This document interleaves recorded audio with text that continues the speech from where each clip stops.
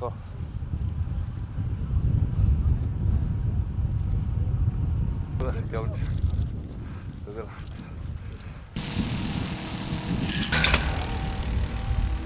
ახლა ხდება?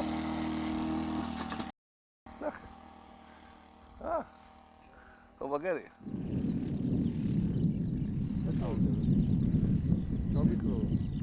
ნახიჯერა. იმიტომ რომ ქარის აწმი გამოშვა, აქ მოახლა თვითმფრინავი და იმიტომ რომ ქარის აწმი გუნდა შემოგვიწრა ხარ.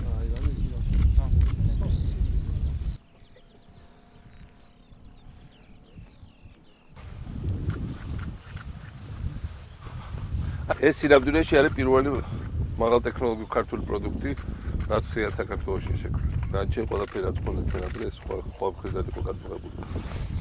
და მთელი უპირატესობა არის ის, რომ როცა უცხოეთში ყიდულობ, შეიძლება ვიცი გამყიდველმა ბოლომდე არ მოხდეს ტექნოლოგია, ან და პირიქით შენ ტექნოლოგია გაუზიაროს მოწინააღმდეგეს. ამას ვერავინ ვერ გაუზიარებს ეს ჩვენი.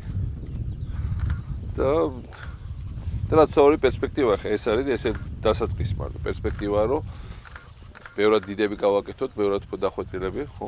მაგრამ ძალიან ცოტა ქვეყანას აქვს ეს ტექნოლოგია და რაც თავარია რომ ეს არის ეს სამხედროს გარდა კიდევ უფრო მეტი მნიშვნელობა აქვს რომ ინტელექტის და ინტელექტუალური ცოდნის და ტექნოლოგიების განვითარების თვალსაზრისით საქართველოში. რამდენია სამხედრო საინჟინეროზე წელს რამდენი შეაბარებს 70 კაცი ხო? რამდენი ადგილია? ხედავ, ესე იგი საქართველოში ახალგაზრდები მიხვდნენ რომ ამ დარგს აქვს დიდი პერსპექტივა. ამ დარგს აქვს დიდი პერსპექტივა ქვეყნის თავდაცვისთვის და მე არის დიდი პერსპექტივა კომერციალიზაციის თვალსაზრისით. ქართველებს აქვს ნიჭი სამხედრო ინჟინერიის. ამერიკული ყველაზე მაგარი ამერიკული თვითმფრინავი მოიგონა ქართველი შვილმა. ბიათი ხო? და უამრავი სხვა ლადირაშვილის არის რაკეტები რომელთაც რუსები გვიტყავდნენ. ასე რომ ჩვენ გვაქვს ეს ნიჭი. და თუ არა გვაქვს ეგრე ჩანს. ეს არის დასაწყისი. ეს არის ახალი დიდი საქართველოს ახალი სფერო ეხსნება მთლიანად. სამხედროში კი არა, მთლიანად ახალი სფერო ეხსნება. ეს არის მაღალი ტექნოლოგიების. ამას მოყვება უამრავი სამოქალაქო პროდუქცია ასეთივე ხარისხის და მიმართულების. და ჩვენ უნდა ვისწავლოთ აბსოლუტურად ყველაფრის გაკეთება, რის გაკეთება სამშობლო და ყველაფრის გადატანა შეელოს. ესე სადაც ერთ წელიწად ნახევარში ეს შევქმნით, კიდე ერთ წელიწადში ამას ისე დავხვეწავთ, რომ წელიწად ნახევარში მაგსუ ყველა მსოფლიო ანალოგს გაუტოლდებით.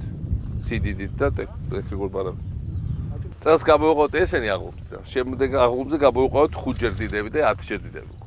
ამაზე ცალკე ხო იმუშავებს, როცა სერიული წარმოება ეწყობა რამდენიმე ასეული კაცი. აი დამატებით დასაქმებული ადგილი. ეს არის ჩვენი და ყველაფერს ვქურით ჩვენ. ასე რომ აღარავის აღარა ვართ დამოკიდებული. და იქით ეს იქნება ჩვენი დიდი საექსპორტო პროდუქტი. და სხვა შორის მინდა გითხრათ, რომ მართლა ძალიან დიდი პოტენციალი აქვს ამ სოფლიოში ამის გატანას. საქართველოს უნდა დაიწყოს მაღალი ტექნოლოგიების ექსპორტი. ეს იყო როგორც მოგეხსენებათ ქართული უპილოტო თვითმფრინავის პრეზენტაცია, რომელიც არის სადაზვერო თვითმფრინავი და პრინციპში გამოიყენება როგორც ქვეითი შეიარაღებული ძალების ქვეითი ნაწილებისთვის, ასევე артиლერიისთვის. მისი ძირითადი ფუნქცია არის ბრძოლის ველზე დაზვერვა და კოორდინატების გადაცემა. პრინციპში ამ თვითმფრინავს ახლა შეიძლება ითქვას, რომ აქვს დღის და ღამის რეჟიმები და მისი მანძილი არის 100 კილომეტრის რადიუსი, რაც ჩვენ სამხედროებს აძლევს კონკრეტულ პირობებში ზუსტი ცეცხლის წარმოების შესაძლებლობას. ეს არის მთლიანად ქართული პროდუქტი, რომელიც მომავალში შეიძლება იქნას უფრო განვითარებული, უფრო მოდერნიზებული და მივიღოთ ამ ბაზაზე დაყრდნობით უფრო მძლავრი შეიარაღება უახლოეს პერიოდშიც. დღეს ჩვენ გავუცადეთ უპილოტო საფრენი აპარატი პრეზიდენტთან ერთად.